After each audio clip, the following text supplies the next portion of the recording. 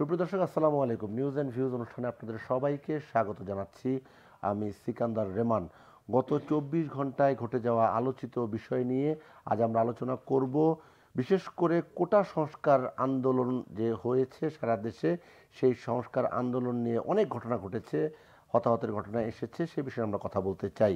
আজ আমাদের সঙ্গে উপস্থিত হয়েছেন স্টুডিওতে অধ্যাপক ডক্টর এম ওয়াহিদুজ্জামান, ঢাকা বিশ্ববিদ্যালয়ের অধ্যাপক, আরও রয়েছেন বিএনপির ভাইস চেয়ারম্যান শামসুজ্জামান দুদু।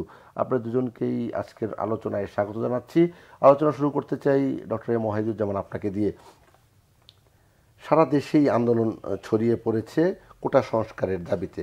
আপনার শিক্ষকরাও এর মধ্যে আন্দোলন করছেন আপনাদের নিজস্ব দাবিতে। এই যে আন্দোলনে গত 24 ঘন্টায়, বিশেষ করে গতকাল যে দিনটি পার হয়ে গেল, 6 জন, চট্টগ্রামে 3 জন, ঢাকায় 2 জন, রংপুরে 1 জন, 6 জন মারা গেলেন। এর দায়টা আসলে কার? ধন্যবাদ আপনাকে এবং যারা দর্শক শ্রোতা সবাইকে শুভেচ্ছা জানাই। প্রথমত যারা মারা গেছে আমি তাদের জন্য গভীর শোক এবং সমবেদনা জানাচ্ছি, তাদের পরিবারবর্গকে আমি সমবেদনা জানাচ্ছি। এবং যে কোনো একটা জীবনই খুবই গুরুত্বপূর্ণ। যে পরিবার তাদের হারিয়েছে তারা সত্যিকারই অনেক কিছু হারিয়েছে, এটা কেউর কাছে আমাদের কাম্য নয়। ওটা বিরোধী আন্দোলন বেশ কয়েকদিন যাবৎ চলছিল, আমরাও নানা সাফারিংয়ের মধ্যে পড়েছি। আমি একদিন যেমন একটা প্রোগ্রাম দিয়ে ফিরছিলাম টেলিভিশনেরই, শাহবাগের ওখানে, তো মানে ঢুকতেই পারছিলাম না। তো সেটা আছে মেডিকেল, ওখানে মেডিকেল কয়েকটা মেডিকেল হাসপাতাল, তারাও খুব সাফার করেছে। কিন্তু দেখেন, এই পরশুদিন সন্ধ্যায় কথা হচ্ছিল কয়েকজন, আমাদের মিটিং চলছিল শিক্ষকদের টিএসসিতে, বেশ বড় মিটিং, অনেক শিক্ষক, 500-600 শিক্ষক ছিল। একটু পর্যায়ে আমি বের হলাম, তখন বেশ কিছু মিডিয়া আমার সাথে কথা বললো এবং প্রিন্ট মিডিয়ারও কয়েকজন। তার মধ্যে কয়েকটা ছাত্র কয়েকজন বললেন যে স্যার আমাদেরটা আপনারা সাপোর্ট দিচ্ছেন না বা কী হবে। কিন্তু আমি তখনও বললাম যে তোমাদের সমাধানের পর্যায়ে আছে। কারণ একটা হলো হাইকোর্ট যে রায় দিয়েছে সেখানেও তো বলছে যে এটা সরকার বাড়াতে বা কমাতে পারে, অবজারভেশনে তারা বলছে। হাইকোর্ট রায় দিয়েছে প্রজ্ঞাপন, সেটা ঠিক আইন অনুযায়ী বা সংবিধান অনুযায়ী সেটাকে বাতিল করেছে, কিন্তু তারা তো বারবার কমার মালিক না, কিন্তু তারা অবজারভেশনে এটা বলে দিয়েছে যে সরকার এটা পারে, সুতরাং সরকার এটা কমিশন করে পারে। আর একটা হলো সুপ্রিম কোর্টে এটা পেন্ডিং আছে, সেখানে টাইম দিছে যে স্থিতি অবস্থা দিয়ে 7ই অগস্ট সেখানে ডেট আছে, এবং সেখানে ও বলছে যে ছাত্ররাও পক্ষ হতে পারে, আন্দোলনরত ছাত্ররা। তো সেখান থেকেও হাইকোর্টের রায় এবং অন্যান্য সকলের যুক্তির আলোকে তারাও এটাকে একটা করতে পারে। তো সেখানে মাননীয় প্রধানমন্ত্রী বলছে তার কিছু করার নেই, যেহেতু তিনি আগের প্রজ্ঞাপন দিয়েছেন, সেই প্রজ্ঞাপন হাইকোর্ট বাতিল করেছে। তিনি বলছেন যে আদালতেই ফয়সলা হোক। ওরা তখন তার ওই যে মুক্তিযোদ্ধাদের কোঠা দেব না কাকে দেব সেটা নিয়ে ওরা বলছিল আমাকে। দেখো, এটা তো উনি ওনার একটা জায়গা থেকে বলছেন যে মুক্তিযোদ্ধাদের দেব না কাকে দেব। তো সেটা আমি কিন্তু দাঁড়িয়ে সন্ধ্যার সময় বেশ ওরা 3-4 জন, আমি একাই সামনে বেরোয়েছি একটু, এবং ছাত্ররা কোনো নেগেটিভ নিল তা মনে হলো না। আমি বললাম দেখো, এটা তো তোমাদের নিজেদের গায়ে নেওয়ার নাই, তোমাদের তো বলে নাই যে তোমরা রাজাকার।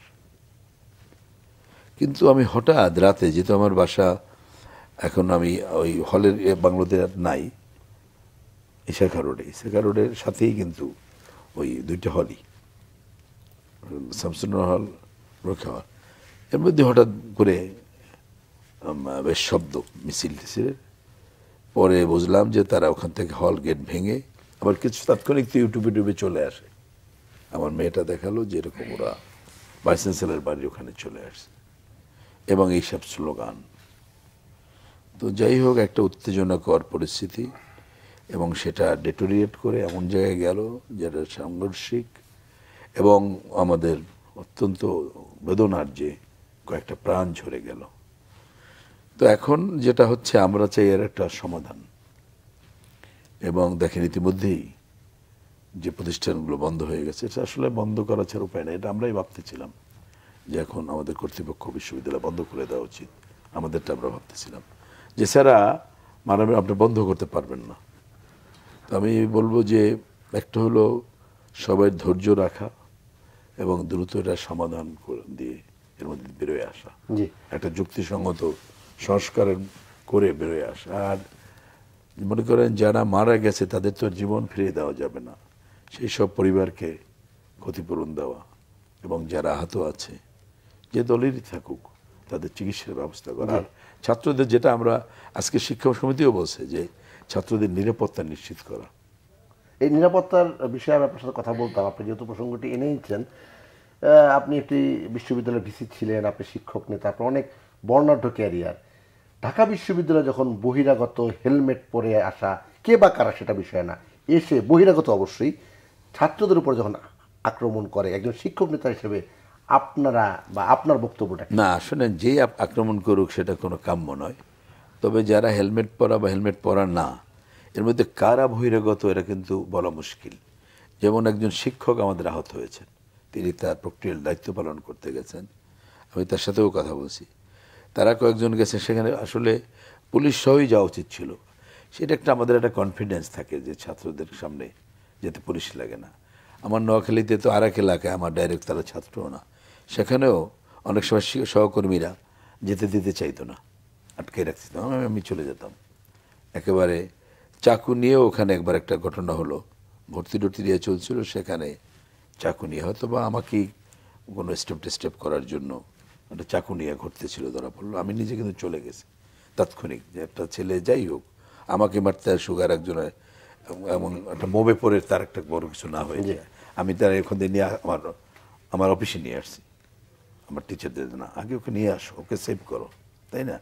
আমার তো কিছু হয় নাই বা মারতেও পারে নাই, ওকে আগে সেভ করো, সেভ করে তারপর কি হয়েছে, কে ও, পেছনে কারা, সেটা আমরা ব্যবস্থা নেব সব জায়গায়। সুতরাং এখানেও এখন দেখেন হেলমেট যে যারা আমাদের শিক্ষকরে গুরুতর, কিন্তু সে কিন্তু মারা যেতে পারত ভুয়া বলে, যেভাবে তাকে মবের মধ্যে একটা মব সৃষ্টি হয়ে গেছে।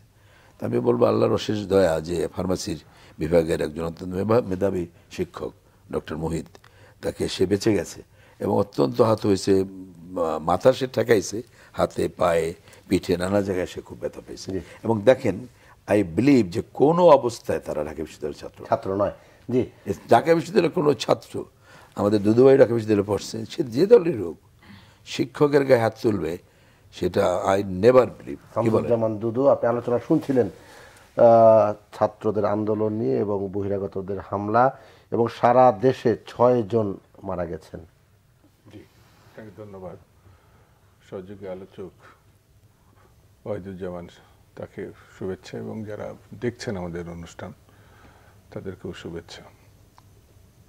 খুব মর্মান্তিক, মানে টার্গেট করে হত্যা করা, তাও শিক্ষা প্রতিষ্ঠানের মেধাবী ছাত্রছাত্রীদের উপরে যে আক্রমণ, 6টি তাজা প্রাণ, আরও অনেকে, গতকালও প্রায় 300-র অধিক চিকিৎসা নিয়েছে ঢাকা মেডিকেলে। আরও ভয়ঙ্কর, এই মেডিকেলগুলোতে একটি বিশেষ ছাত্র সংগঠন তাণ্ডব চালিয়েছে, এটা পত্রপত্রিকা বিভিন্ন মিডিয়াতে এসেছে। একমাত্র আমি লক্ষ্য করলাম, আপনি একমত হবেন কিনা জানি না, হাসপাতালে তাণ্ডব, ফিলিস্তিনিদের উপরে তাণ্ডব করেছে ইসরায়েল, নির্বিচারে হাসপাতালকে ধ্বংস করেছে। তারই একটি ছিটেফোঁটা আমি দেখলাম আমাদের ঢাকা বিশ্ববিদ্যালয়ে। যারা আহত হয়েছে, যারা মেডিকেলে গেছে, তাদের উপরে তাণ্ডব চালানো হয়েছে। এই আসার পথে আমি অনলাইনে দেখলাম একই তাণ্ডব করেছে সলিমুল্লাহ মেডিকেলে।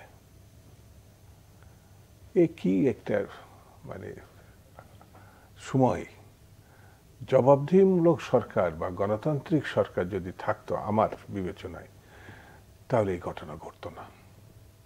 কেন ঘটতো না? সরকারের মেয়াদকাল শেষ হলে তাদেরকে জনগণের কাছে যেতে হয়, কৈফিয়ত দিতে হয়, পুনর্বার নির্বাচনে তাদের জনগণের মুখোমুখি, ভোটারদের মুখোমুখি হতে হয়। এখন দেশে তো জনগণের কোনো সরকার নাই, আইনের শাসন নাই, একেবারে এটা জবরদখলকারী একটা পরিস্থিতি। সেই পরিস্থিতিতে দেখেন পুলিশ প্রধান কি ভয়ঙ্কর দুর্নীতি করেছে, তাকে আমি বিদেশে পাঠানোর সুযোগ দিলাম এবং প্রধানমন্ত্রী নিজে বললেন যে তার বাড়ির চাকর বা পিয়ন 400 কোটি টাকার মালিক, তাকে তিনি অ্যারেস্ট করলেন না। তিনি আজকে পত্রিকায় দেখলাম আমেরিকায় সপরিবারে গেছে। তিনি এক এক করে সব বিদেশে পাঠিয়ে দিচ্ছেন যারা দুর্নীতিবাজ, সুযোগ দিচ্ছেন, তারা কিন্তু জেলে যাচ্ছে না। কেন? এটা দলীয় পরিচয়ের বিবেচনায়। এই যে পিএসসি দেখেন কি ঘটনা মারাত্মক। এই পিএসসিতে যারা নকল করেছে প্রশ্নপত্র ফাঁস করে, তারাই কিন্তু এখন আইন শৃঙ্খলা বাহিনীতে আছে, অথবা প্রশাসনে আছে, অথবা বিভিন্ন পেশাজীবীদের যেসব জায়গা, সেই জায়গাগুলোতে আছে। সেই জায়গার এই মানে প্রশ্নপত্র ফাঁস, অর্থাৎ অযোগ্য লোকদের সুযোগ করে দেওয়া হয়েছে তাদের ওই জায়গায়। কোনো পিএসসির চেয়ারম্যান কিন্তু অ্যারেস্ট হয় নাই। চেয়ারম্যানের দায় 100 ভাগ, অন্যান্য কর্মকর্তাদের দায় 100 ভাগ। আমি একজন ড্রাইভার, একজন কিরানিকে ধরে আমি এর থেকে পরিত্রাণ। ওই যেমন পুলিশ প্রধান ভুয়া যে শব্দটা চান্স উল্লেখ করলো, সেটা কি? এই পুলিশদের উদ্দেশ্যে বলা। কাজের কাজ তারা কাউকে যারা দুর্নীতিবাজ তাদেরকে তারা ধরে আনতে পারেনি, তাদেরকে সেলিউট করেছে, তাদেরকে রক্ষা করেছে, এই জন্য ভুয়া বলেছে। আর এই যে ছেলেগুলো ঢাকা বিশ্ববিদ্যালয়ের, চট্টগ্রাম বিশ্ববিদ্যালয় বা রাজশাহী বিশ্ববিদ্যালয় বা অন্যান্য বিশ্ববিদ্যালয়গুলো, যারা নানান প্রতিযোগিতা করেই তারা ভর্তি হয়, শুধু রেজাল্ট না, কিন্তু রেজাল্টের পরেও তাদের একটা প্রতিযোগিতা লাগে পরীক্ষা দিয়ে। কারণ একটা সিটে আন্ডার দেখা গেল একটা সিটে 1000, 2000, 5000 আছে, ওটাতে একজন বা দুইজন পাবে। এরা যদি চাকরি ডিমান্ড করে, এরা যদি আগামী দিনে তার ভবিষ্যৎ রক্ষা করতে চায়, এটা আমরা বিবেচনা নেব না? তা আমি শুট একেবারে ডাইরেক্ট শুট করব কি? এই জায়গাটা আপনি দেখেন না, সে এখানে স্লোগানটা ছিল, চেয়েছে অধিকার, হয়েছে রাজাকার। তুমি কি আমি কে, রাজাকার রাজাকার, এটাও তো ছিল। না না, এটা বলেছে স্বৈরাচারী রাজাকার। আপনি স্লোগানটা বিকৃত করবেন না, স্লোগানটা পূর্ণটা না। যেমন একটা দেওয়ালে লেখা থাকে না, যেখানে প্রস্রাব করিবেন না, নাটা সালে ঘষে দিবেন, প্রস্রাব করিবেন, খালি না শব্দের অনুপস্থিতিগত কারণে। 52 বছরে আপনার এই মেধাবী ছেলেরা রাজাকারদের সমর্থন করবে, মুক্তিযুদ্ধকে বিরোধিতা করবে, ভাবা যায়? কল্পনা করা যায়? 1 সাগর রক্তের বিনিময়ে বাংলাদেশ, 1 সাগর রক্ত দিয়েছে মুক্তিযোদ্ধারা, 1 সাগর রক্ত দিয়েছে মা বোনরা, এই দেশবাসী। আপনি একটা ঠুনকো মুক্তিযুদ্ধকে ব্যবসা করার জিনিস, আপনি তাদের চাকরি দিবেন, তার সন্তানকে দিবেন, নাতিপুতি একটা হাস্যকর ব্যাপারে নিয়ে যাবেন কেন?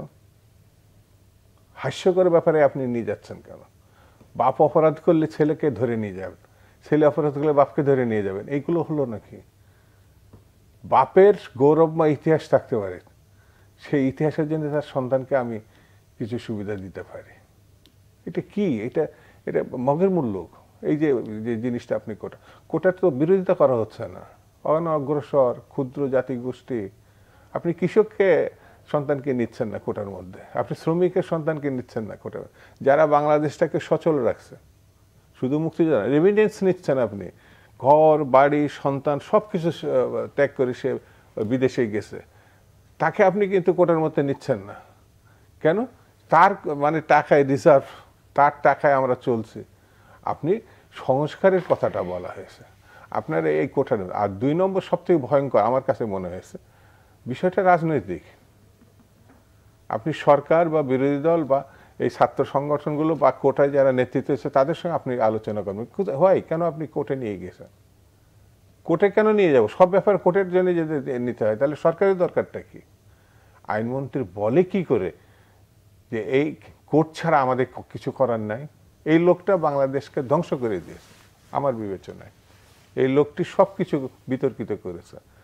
বেগম খালেদা জিয়া 2 কোটি টাকা, 400 কোটি টাকা চাকরে লুটপাট করেছে, চাকরে বাড়ি চাকরি, এবং সেটা অন্য কেউ স্বীকার করেনি, প্রধানমন্ত্রী স্বীকার করেছে। তারপরে তার পরিণতি তো জেলখানা হওয়া উচিত ছিল, সেটা কিন্তু আমরা সরকার করতে পারি। সেই জন্য আমার কাছে মনে হয়েছে এখন যেই জায়গাটায় এসে আমরা দাঁড়িয়েছি সেই জায়গাটায় বেরিয়ে আসতে পরে প্রথম এই শট ডাউন যারা করেছে, অর্ডার দিয়েছে যাদের, তাদেরকে আসলে চিহ্নিত করা। ঢাকা বিশ্ববিদ্যালয় 21 ফেব্রুয়ারি জন্ম দিয়েছে, ঢাকা বিশ্ববিদ্যালয় 62 ছাত্র আন্দোলন, ঢাকা বিশ্ববিদ্যালয় 69 গণঅভ্যুত্থান, ঢাকা বিশ্ববিদ্যালয় স্বাধীনতার প্রথম উদ্যোক্তা এই এই ঢাকা বিশ্ববিদ্যালয়। আপনি ঢাকা বিশ্ববিদ্যালয় 90 গণঅভ্যুত্থান, এর মধ্যে নানান ঘটনা আছে, সবগুলি ঢাকা বিশ্ববিদ্যালয় কেন্দ্রিক বলবো না, তাদের ভাবনার সঙ্গে সেই ঢাকা বিশ্ববিদ্যালয়ের বিষয়টিকে এইভাবে মীমাংসা করা আমার মনে হয় এটা কোনোভাবেই গ্রহণযোগ্য না। ওয়াহিদুজ্জামান, আপনার কাছে প্রশ্নটা ছিল আসলে দায় টাকার ঘটনা কি ঘটেছে, দিনভর গণমাধ্যমে অনলাইনে সংবাদ মাধ্যমে এসেছে, আসলে দায় টাকার সূত্রপাতটা কি হবে, কি কারণে এটা হয়েছে? আচ্ছা দেখেন, একটা যে কোটা যারা আন্দোলন করেছে, জি, আমি তো দেখছি যে একটা ভিতরে যে কোনো আন্দোলনের ভিতরে কিছু উগ্রতা থাকে, সেটা ছিল বটে, কিন্তু মূল নেতৃত্ব একটা নিয়ন্ত্রণে ছিল। কিন্তু আমি তো বলবো যে এখানে পলিটিক্যাল ফিল্টারাইজেশন হয়েছে, অনুপ্রবেশ, এটা তো বুঝিনি। এই যে আপনি বলছেন তুমি কার আমার কার, পরে এরা এই পরে দুদুভাই যেটা বলছেন এটা পরে সংযোগ করছে আজকের বা গত রাতে, কিন্তু প্রথম রাতে এই যে হলগুলো ভেঙে একই স্লোগান। আমি তো বললাম যে নেতার সাথে আমি কথা বলছি সে একজন সমন্বয়ক, এবারে অর্ডিনারি কেউ না। এবং যে কথাটা, তবে এই বিষয়টা এই পর্যন্ত না আসাই ভালো ছিল আমি বলব। এখন একেবারে এটা স্বাভাবিক, বিরোধী দল বা অন্যরা বলেন বা জামাত সবাই তো তার সুযোগ খুঁজবে। এখানে সেই ফিল্টারাইজেশনই, অনুপ্রবেশ এবং পরিশ্রমণের কারণে তারাই একটা জিনিসকে অন্যভাবে মোটিভেশন করে, এই কোমলমতি শিক্ষার্থী, আসলে তো ওরা ইমোশনাল, এই শিক্ষার্থীরা, আমার মেয়েটিও আরও ছোট, বাট আমি বুঝি তো, আমরা অনেক সময় যারা নেতা বলেন, প্রশাসক বলেন বা অ্যাডমিনিস্ট্রেশন, তাদের সান্ত্বনা সময় ছোট থাকে, কিন্তু যখন বড় হয়ে যায় ওইটা কিন্তু বোঝে না তারা। আপনি বলতে চাচ্ছেন কোটা সংস্কারের দাবি যারা আন্দোলন করছে তারা ব্যবহৃত হচ্ছে। এখন তো একটা পর্যায়ে তাই, একবার সরকার গতকাল তো থেকে দেখছি এটা একটা সরকার বিরোধী আন্দোলনে রূপ নিয়েছে, এবং কেউ কেউ তো একেবারে মাননীয় প্রধানমন্ত্রীকে চ্যালেঞ্জ করেছে তার সম্পর্কে, এবং এটা তো ক্লিয়ার। এবং আপনি মনে করেন কি এরা এটা এখন একটা ইমোশনের মধ্যে হয় কি, মবের মধ্যে একটা তৈরি হয়ে গেলে তখন তারা কি বলছে আর কি বলছে না, এটা কিন্তু তাদের আর সেই হিতাহিত জ্ঞানটা থাকে না। ডেফিনেটলি এটা হয়েছে, কারণ আগে কিন্তু এটা লেভেল ছিল, ঠিক আছে, এবং সরকারও তো, সরকারের বাহিনী বলেন, সরকার এবং জনগণ অনেক ধৈর্য ধরেছে।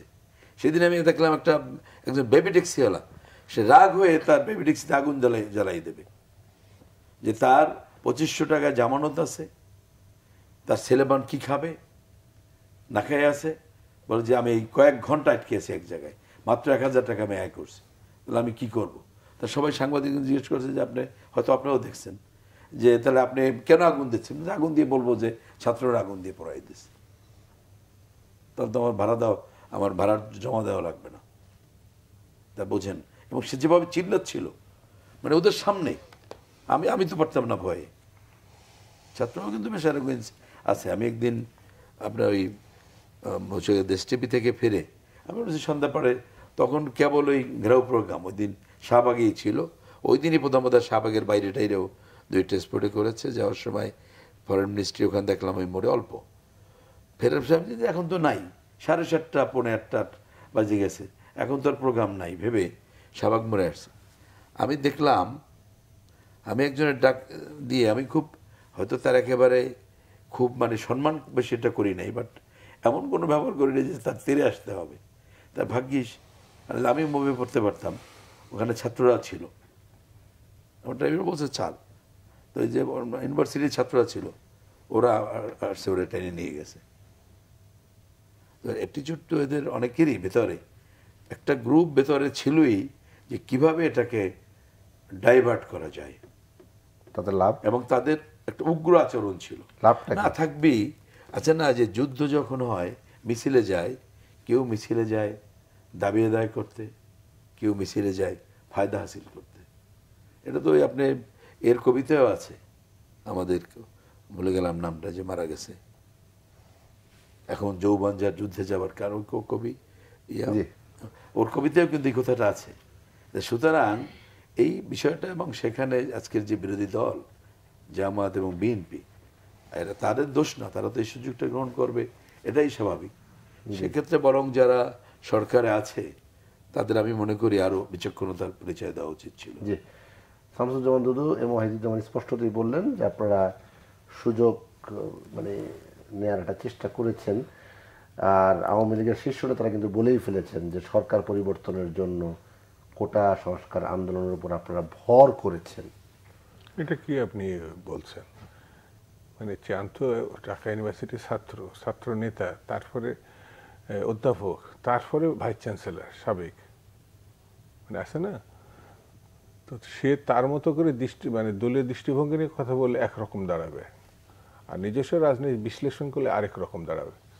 এটা দুনিয়ার লোক জানে, বাংলাদেশ শুধু না, দুনিয়ার লোক জানে আমরা এই সরকারের পদত্যাগ দাবি করেছি। ভর করবো মানে এই যে ছেলেপিলেগুলো এখন আন্দোলন করছে, এটা আমাদের সন্তান সমতুল্য। তারা কোটার জন্য আন্দোলন করছে, সরকারের পদত্যাগের দাবিতে এখনো বলে নাই।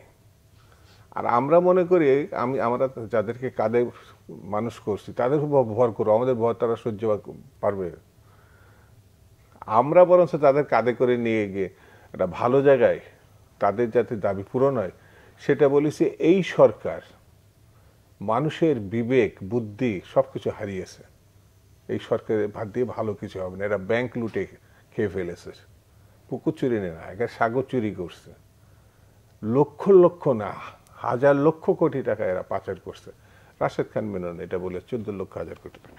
তা আমরা যেটা মনে করি যে ছাত্রলীগ ছাত্র ইউনিয়ন একসময় কোটা বিরোধী আন্দোলন না, পাকিস্তান আমলে এনএসএফ আইবের ছাত্র সংগঠন ছিল এনএসএফ, তারা যে ভূমিকা পালন করত তখন গণতন্ত্রের জন্য ছাত্র বা রাজনৈতিক দলগুলো যখন আন্দোলন করত তখন তারা এই পিটুনি পাসপাত্তু বলে একটা ঘটনা ছাত্র আন্দোলনে আছে, তখন তাদেরকে ফেস করছে এই ছাত্র ইউনিয়ন ছাত্রলীগরা।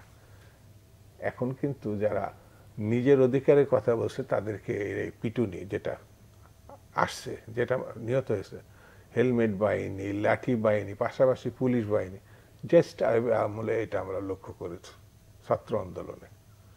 এখন আবার সেটার নবতম সংস্করণ, তখন এনএসএফ, এখন সরকারি ছাত্র সংগঠন, সেই আইয়ুব খানের দল কনভেনশন মুসলিম লীগ নাই। এখন যেটা আমরা দেখতে পাচ্ছি সেই একই মুদ্রা উন্ডপিঠ। সেই জন্য এই দায়টা আপনিকে কোনোভাবেই সরকার এড়াতে পারে না। এরা গিয়েছিল রাষ্ট্রপতির কাছে, গত কালকে বা পরশুদিন তার রাষ্ট্রপতিকে স্মারকলিপি দিয়েছে। সরকার যদি উদার থাকতো তাদের সঙ্গে না আলোচনা করার তো কোনো কারণ নেই। আজকে পত্রিকা আসছে যে শিক্ষামন্ত্রী এই যে ঘটনাগুলো ঘটছে সেই শিক্ষামন্ত্রীর সঙ্গে তাদের সম্পর্ক শুধু না, টাকার চালানটা সেখান থেকে আসছে, এটা পত্রিকায় আসছে, অনলাইনে আসছে, সরকারের থেকে এটাকে প্রতিবাদও করা হয় নাই। সেই জন্য আমার কাছে যেটা মনে হয় সরকার সকল বিশ্ববিদ্যালয় বন্ধ করে দিয়েছে, এমনকি পরীক্ষা বন্ধ করেছে, এসএসসি যে পরীক্ষাটা সেটা বন্ধ করে দিয়েছে। এই যে দায়িত্বজ্ঞানহীন একটি পরিস্থিতি তৈরি করেছে সরকার, না এটা ছেলেমেয়েরা তৈরি করে নাই। আমি তাদের উপরে আমি ইয়ে করব না, দায় দিব না। দায় নিতে হবে সরকারকে, শিক্ষামন্ত্রীকে, স্বরাষ্ট্রমন্ত্রীকে এবং প্রধানমন্ত্রীকে। আজকে যে 6টি তাজা প্রাণ, আপনার 21শে ফেব্রুয়ারি এই কয়জন মারা গেছিল, সে 21শে ফেব্রুয়ারি এখন মাতৃভাষা, বিশ্ব মাতৃভাষা দিবস। শুধু এই বাংলাদেশে না, বিশ্ব মাতৃভাষা দিবস।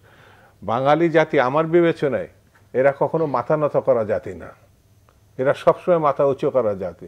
সেই জন্য এই জাতিকে এই সাবকন্টিনেন্টে দেখেন না, এক সাগর রক্ত দিয়ে এই পাঞ্জাব, পাঠান, এই যে পাকিস্তান, এই যে ভারত, এই যে শ্রীলঙ্কা, কেউ কি যুদ্ধ করে স্বাধীনতা আনছে?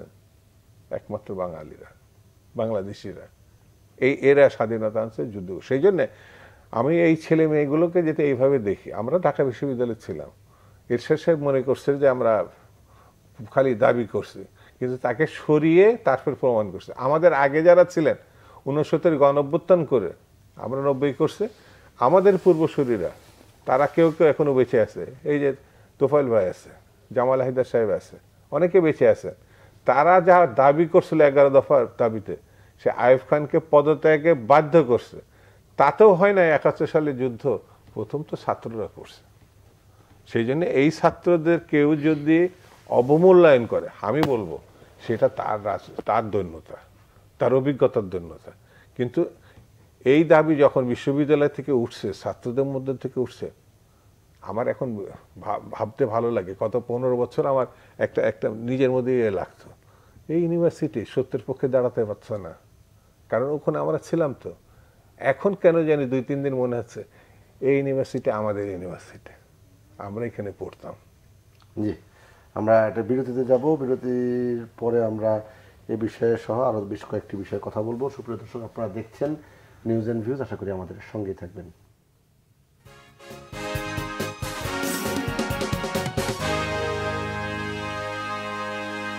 বিরতির পর নিউজ এন্ড ভিউজ আরও একবার স্বাগত জানাচ্ছি। আমি সিকান্দার রেমান। ডক্টর এম ওয়াহিদুজ্জামান, আপনি বোধহয় কবি হিলাল হাফিজের কবিতার কথা বলছিলেন। উনি খুব অসুস্থ অবস্থায় আছেন। তার বিখ্যাত কবিতা এখন যৌবন যার যুদ্ধে যাবার শ্রেষ্ঠ সময় তার। যুদ্ধ হচ্ছে দেশে বিদেশে বিভিন্ন জায়গায় হচ্ছে, আমাদের সময় লেখা। জি, আমরা যুদ্ধ চাই না, আমরা শান্তি চাই, শান্তিপূর্ণ সমাধান চাই। যেমনটা সমাধান চাই ছাত্রদের কোটা বিরোধী আন্দোলনের ক্ষেত্রে, একই সমাধান চাই আপনাদের সার্বজনীন যে পেনশন স্কিম বাতিলের দাবিতে আপনারা যেটা করছেন সেটিরও। সবশেষ কি অবস্থা? দেখুন, আমাদের আসলে 3টে দাবিতে আন্দোলন হচ্ছে। একটা হলো যে সার্বজনীন পেনশন স্কিম যে প্রত্যয় দেওয়া হয়েছে সেখান থেকে আমাদের না রাখার কি, অর্থাৎ মূল কথাটা হলো বর্তমান যে পেনশন ব্যবস্থা আছে সেখানে যে এককালীন যে পাওয়ার ব্যবস্থা, আসলে তো পেনশন বলতে আমরা তাই বুঝতাম, পুরোটাও একবারে তুলে নিতে পারতো। পরে 17-18 দিকে একটি হলো যে না, অর্ধেক নিতে পারবে, আর অর্ধেক সে পেনশন হিসেবে মাসে মাসে পাবে। সুতরাং সেই সুবিধাটা বহাল রাখা। আর প্রত্যয় যেটি দেওয়া হয়েছে আসলে সেই সুবিধাটা নেই, অনেক সুবিধাই নেই। এবং আমি অন্তত ম্যাথামেটিক্যালি তুলনা করে দেখিয়েছি যে বিগত 26 বছরে, 40 বছরে যদি বলি, এখন যে ইউনিভার্সিটির 65 বছরে যারা রিটায়ার্ড করছে তারা 40, 39, 41 বছর আগে যোগদান করেছে।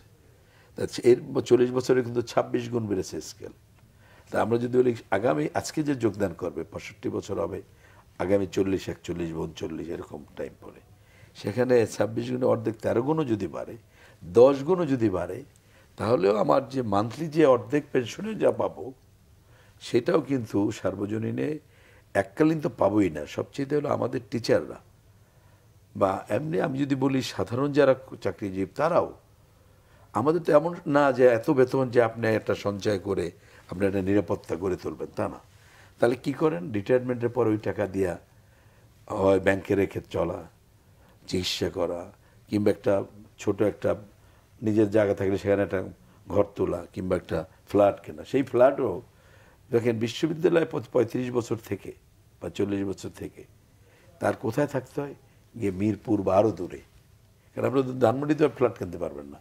আপনি 80 লক্ষ, এখন যে 80 লক্ষ টাকা পায়, বা আর কিছু 18 মাসের বেতন টেতন মিলে 90 লাখ বা সব কিছু মিলে ওরকমই 1 কোটিও না।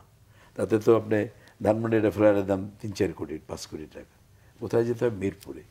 তা সেটাও যদি আমাদের না থাকে, সেই ততটুকু সামাজিক নিরাপত্তা, যেটা মাননীয় প্রধানমন্ত্রীর কথাই তো হলো যে সবাইকে সামাজিক নিরাপত্তা দেওয়া। 16 দিন টানা আন্দোলন করছেন, কোনো অগ্রগতি নেই কেন? 15 স্কিল দেওয়ার পরে সেই সময় শিক্ষকরা আন্দোলন করে একটা কমিটমেন্ট করে কমিটিওকরণ করা হয়েছিল কিভাবে সেটা করা যায়। যে super skill, that means senior সচিবদের যে স্কিলটা দেওয়া হয়েছে, আমাদের শিক্ষকদের মধ্যে যারা সিলেকশন গ্রেড প্রফেসর, শুধু প্রফেসর না, প্রফেসর, তারপর দ্বিতীয় গ্রেড, এবং একটা অংশ এখন 25% প্রফেসরদের মধ্যে 25% সিলেকশন গ্রেড, তার মধ্যে একটা অংশকে সুপার গ্রেড দেওয়া। সেটা আরেকটা হলো পৃথক এবং উচ্চতার একটা বেতন কাঠামো, স্বতন্ত্র বেতন, যেটি নির্বাচনী অঙ্গীকারে আছে, 8-10 শিক্ষানীতির ভিতরে আছে শিক্ষকদের। সেটি এই 3টা দাবিতে মূলত আমরা আন্দোলন করছেন। কিন্তু 16 দিনেও কিন্তু কোনো ফল আমরা দেখিনি। ফল হয়নি তা না, এর মধ্যে কথা হয়েছে বা বর্তমানেও কথা চলছে। আশা করি আমরা আশাবাদী তো বটেই, কারণ এর বিকল্পও নেই। কারণ শিক্ষকরা এতদিন বন্ধ এবং সবকটি বিশ্ববিদ্যালয়, এবং শিক্ষকদের যে সেন্টিমেন্ট, যে মনে করেন পরশুদিন মানে একটা বড় সভা, এরকম ঢাকা ইউনিভার্সিটির শিক্ষকদের সাধারণ সভা, আমি নিজেও জেনারেল সেক্রেটারি ছিলাম, একেবারে হাইয়েস্ট হইলে 70-80 জন, 100 জন হতে পারে। সেখানে 400-500 শিক্ষক ভেন্যু পরিবর্তন করতে হয়েছে। ক্লাব থেকে সেই ভেন্যু টিএসসি অডিটোরিয়াম কথা বলে অ্যারেঞ্জ করে ট্রান্সফার করতে হয়েছে টিএসসির অডিটোরিয়ামে। এটা ইউনিভার্সিটির ইতিহাসে ঘটে নাই। এবং বিশেষ করে তরুণ শিক্ষকরা তার এত অ্যাডামেন্ট, যেন আমরা একটু সিনিয়ররা অনেকেই যে পরীক্ষা যদি যাচ্ছে না, কিছু পরীক্ষা আছে পেন্ডিং, আপনার হয়ে গেছে ভাইবে বাকি আছে, বা প্র্যাকটিক্যাল ফোর্থ ইয়ারের, কেউ কেউ বলছিল টার্মিনাল যেটা এক্সাম ফোর্থ ইয়ারের ফাইনাল যেটা, কিংবা ওইরকম যাদের অর্ধেক রয়ে গেছে ভাইবা টাইবা, কিংবা মাস্টার্সের এইটা মানে করা যায় কি না, বা লাইব্রেরিটা খোলা যায় কি না। আমরা এটা কল্পনাই করতে পারি নাই যে ইয়াং এবং ফিমেল টিচার যারা কখনো কথা বলে না, ইয়াংরা যারা খুব পিছনে বসে থাকে শোনে, তারা শুধু ওইখানেই নোনো বলে নাই, প্রত্যেকে এসে যেভাবে বক্তৃতা দিয়েছে। কারণ এটা শিক্ষকদের মর্যাদার প্রশ্ন। এটা আমি বলবো যে দেশের শিক্ষা ব্যবস্থাকে এগিয়ে নিয়ে যাওয়ার প্রশ্ন। কারণ আজকে যদি আপনি এটা করেন, এমন একটা ভেতরেও বৈষম্য সৃষ্টি হবে, যদিও আমাদের কিন্তু এটা স্বার্থ না, নতুন যারা আসবে বিশেষ করে প্রত্যয় স্কিমটা, কিন্তু হলেও তাহলে তো এখানে কেউ আসবে না, আসবে তারাই তাদের দেওয়ার শিক্ষা প্রতিষ্ঠান থাকবে না। আর সেপারেট হায়ার স্কেল এটা সময়ের দাবি না, সময় পেরিয়ে যাচ্ছে। জি শামসুজ্জামান দুদু, আমরা কোটা সংস্কারের দাবিতে আন্দোলনের কথা বলছিলাম।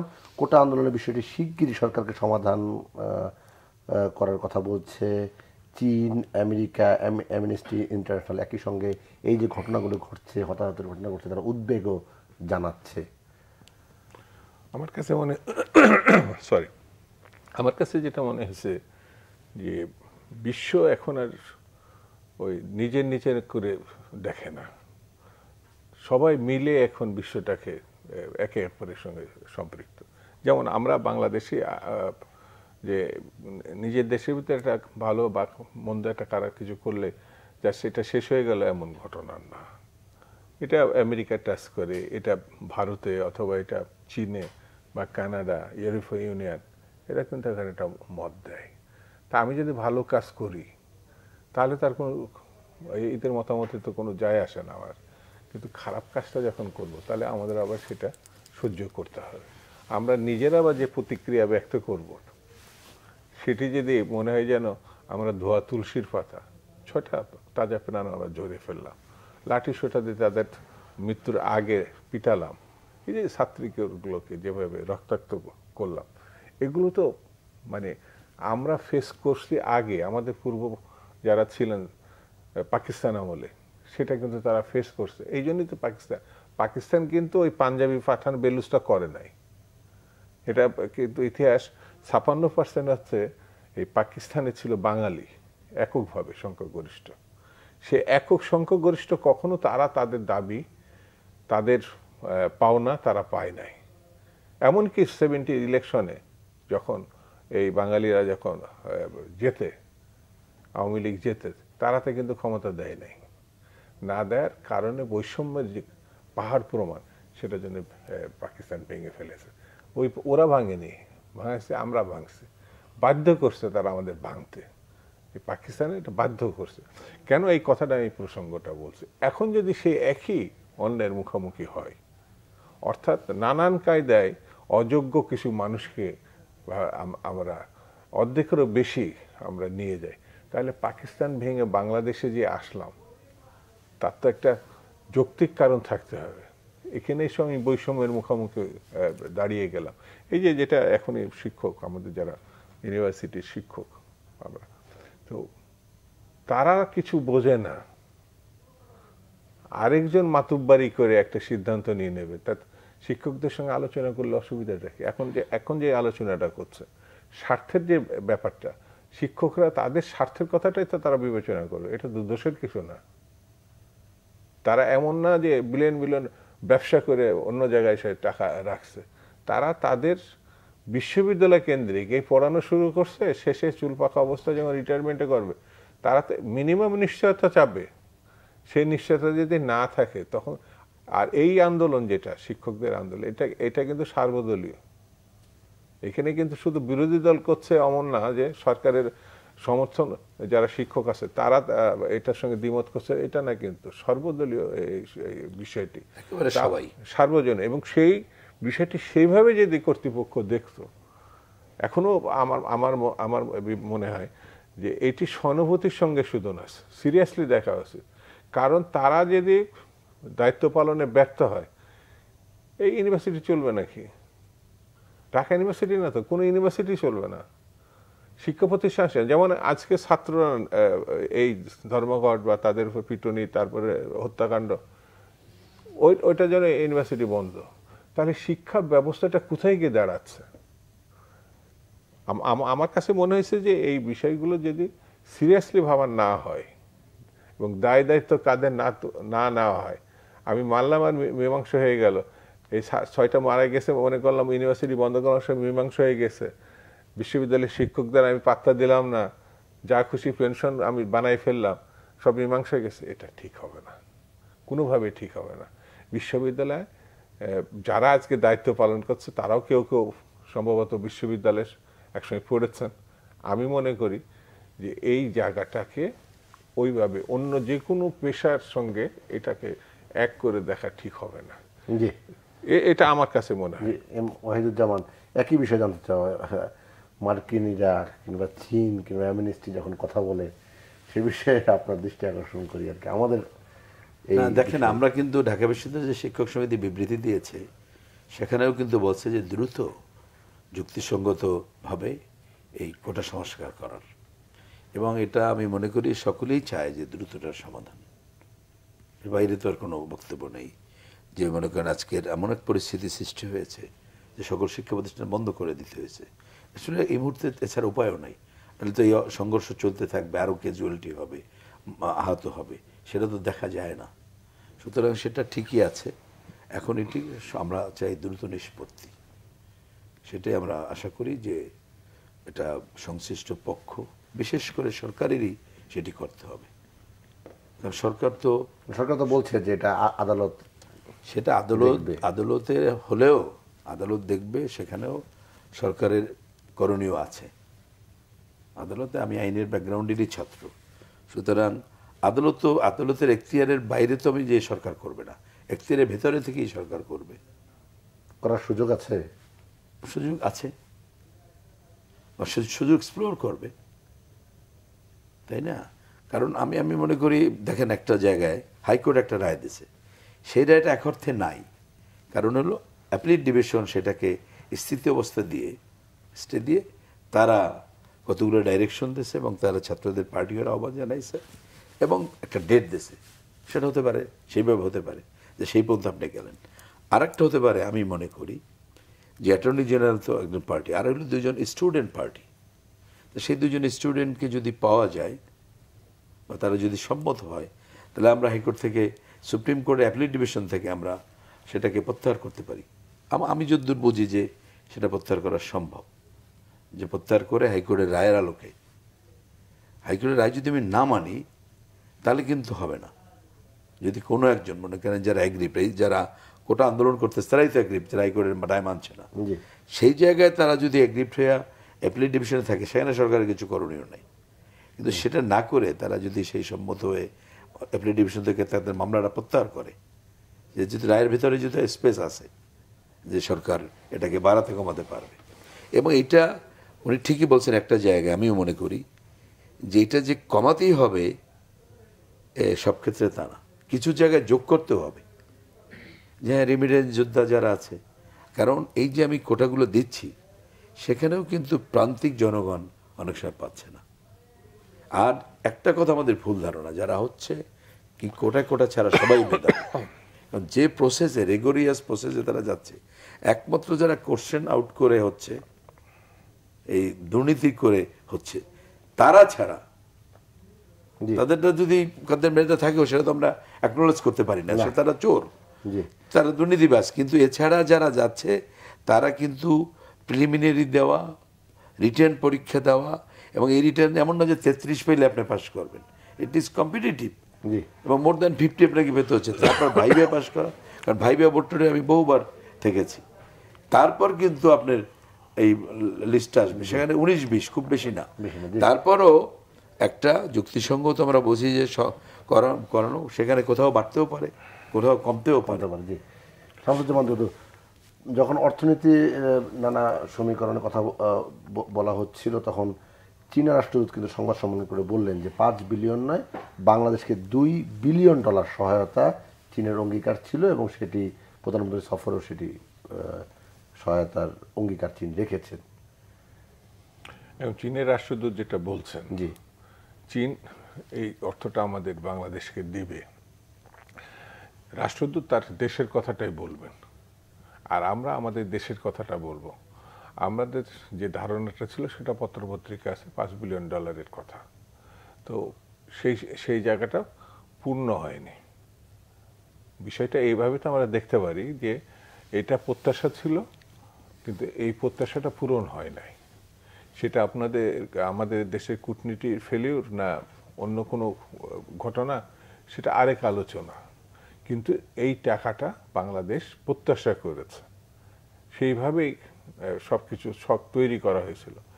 কিন্তু দেখা গেল যে 4 দিনের সফর 3 দিনের মাথায় শেষ হয়েছে। তারও ভিন্ন ভিন্ন ব্যাখ্যা আমরা পাইছি বিভিন্ন পত্র পত্রিকাতে, যে তার সন্তান, কন্যা সন্তান অসুস্থ হয়েছে, আবার কেউ নতুন অ্যাপয়েন্টেড, এই যে আমাদের সচিব, তথ্য সচিব ব্যাখ্যা করছেন যে একটা দিন নষ্ট করতে চাননি, সেই জন্য তিনি রাত্রি চলে আসতে চাইছেন। প্রধানমন্ত্রীর চেয়ার অবশ্যই গুরুত্বপূর্ণ, তিনি দেশে একদিন থাকলে। তাহলে 4 দিনের ঘোষণাটা কে দিয়েছিল?